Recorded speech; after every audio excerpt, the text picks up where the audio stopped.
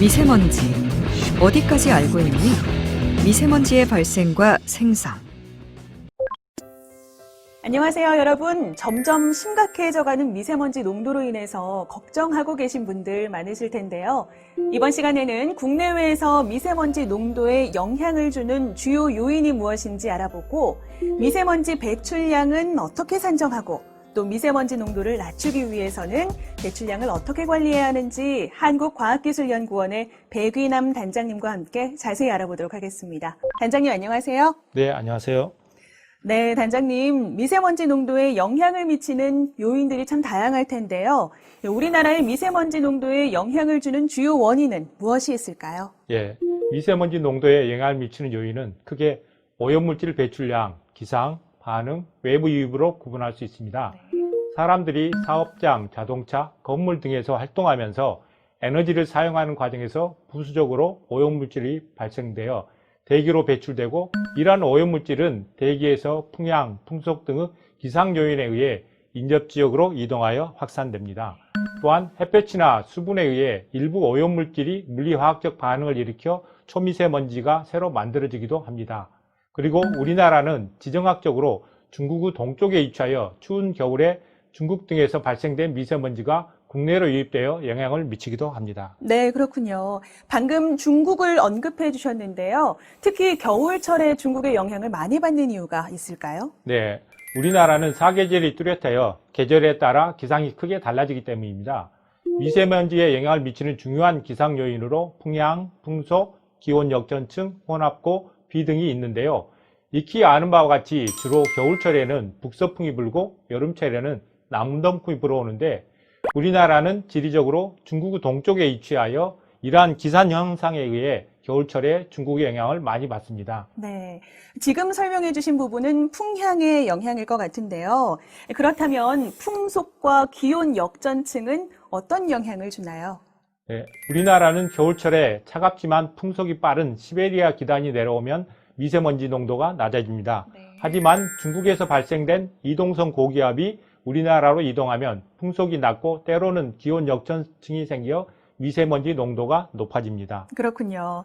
단장님, 미세먼지에 영향을 주는 기상 요인 중 하나가 혼합고라고 말씀해 주셨는데요. 이 혼합고란 무엇인가요? 우리가 마시는 대기는 풍선처럼 기온에 따라 수직 방향으로 팽창과 수축을 반복하는데요. 이러한 과정을 통해서 지표에서 배출된 오염물질이 섞이므로 이러한 현상이 생기는 높이를 혼합고라고 부릅니다. 네. 그럼 혼합고도 시간과 계절에 따라서 달라지나요? 네. 혼합고는 시간에 따라 변하는데요. 하루 동안 낮에는 혼합고가 높고 밤에는 낮으며, 계절에 따라 여름철에 혼합고가 높고 겨울철에 낮습니다. 따라서 우리의 생활이 동일하더라도 혼합고가 달라져 상대적으로 겨울철에 미세먼지 농도가 높고 여름철에 낮습니다. 그렇군요. 여름철에는 겨울철에 비해서 상대적으로 미세먼지 농도는 낮지만 대신 오존 농도가 높아진다고 하던데요. 그 이유가 있을까요? 네. 오존은 대기 중 질소산화물과 휘발성 유기화물의 광학 반응에 의해 생성되는 것으로 알려져 있는데요. 여름철에 기온이 높아지면 대기 오염물질의 화학 반응이 활발하여 오존이 잘 생기고, 이와 더불어 초미세먼지도 생기게 됩니다. 그리고 대기 중의 미세먼지가 빛을 산란시켜 우리의 시야를 흐리게 만드는 스모그 현상이 발생됩니다. 그럼 폭염이 지속되면 오존 농도도 높아지겠네요? 네, 폭염이 지속되면 기온이 높아지고 광학 반응이 활발하게 이루어져 대기 중 오존 농도가 높아지므로 특히 노약자, 호흡기 질환자 등은 야외 활동에 주의해야 합니다. 네, 여름철에는 꽤 비가 많이 내리잖아요. 그럼 미세먼지가 좀 줄어들지 않을까요? 네, 비가 많이 내리면 공기 중 미세먼지를 포함한 대기 오염물질이 비와 접촉하여 땅으로 가라앉아 대기가 깨끗해집니다. 네, 기후변화도 미세먼지 농도에 영향을 미칠 것 같은데요. 네, 기후변화로 인해 기상현상이 달라지므로 기후변화가 미세먼지 농도에 간접적으로 영향을 미치고 있습니다. 최근 국내 연구팀은 기후변화와 관련된 엘니뇨 유형에 따라 동아시아 지역의 초미세먼지 농도가 달라질 수 있다는 연구 결과를 국제학술지에 발표하였습니다. 그렇군요. 단장님, 중국 외에도 인접국가인 몽골이나 북한의 영향도 받는다고 하던데요.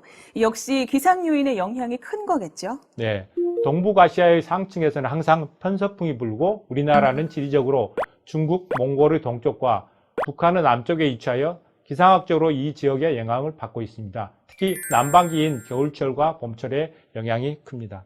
그렇군요.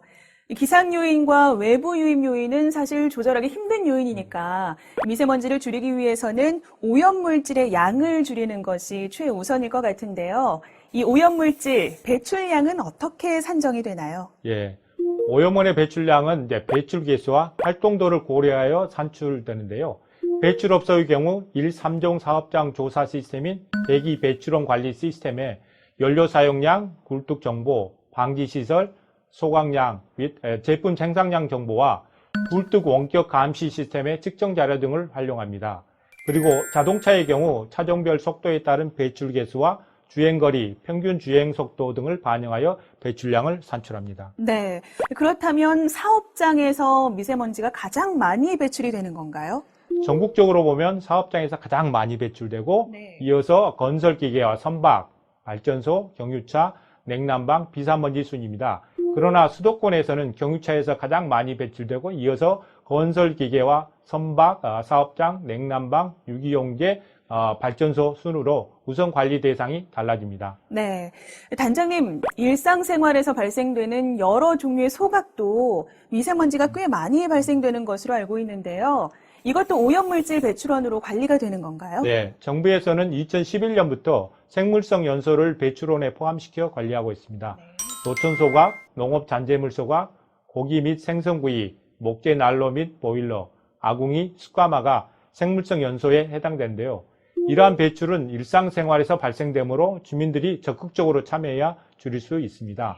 더욱이 이러한 행위가 이루어지는 장소의 근처에 머무르는 사람들은 직접 고농도 미세먼지에 노출되어 건강에 치명적인 영향을 받을 수 있으므로 세심한 주의가 필요합니다. 그렇군요.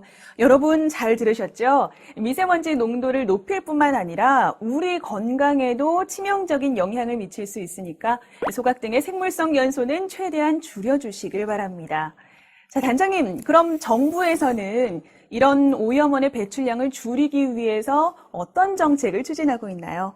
현재 정부에서는 크게 발전, 산업, 수송 및 생활 부문으로 구분하여 국내 배출을 줄이기 위한 정책을 추진하고 있으며 오염원을 에너지 산업 연소, 제조업 연소, 도로 이동 오염원, 농업, 비산먼지 등 13개 대분류로 구분하여 관리하고 있습니다. 또한 1999년부터 대기정책 지원 시스템을 구축하여 다양한 오염원에서 배출되는 대기 오염물질의 배출량 통계를 제공하고 있으며 17개 시도별 9종의 오염물질에 대한 연간 배출량을 산출하여 매년 발표하고 있습니다. 네, 자세한 설명 감사합니다. 지금까지 한국과학기술연구원의 백위남 단장님과 함께 국내외에서 미세먼지 농도에 영향을 주는 주요 요인이 무엇인지 알아보고 미세먼지 배출량 산정 및 관리 정책에 대해 자세히 알아봤습니다. 조금은 어렵고 생소하게 느껴지셨을 텐데요. 그래도 오늘 이 시간을 통해서 미세먼지의 발생 원인에 대해 궁금증이 조금이나마 풀리셨으면 좋겠습니다. 오늘 준비한 내용은 여기까지입니다. 함께해 주신 여러분 감사합니다. 감사합니다. 감사합니다.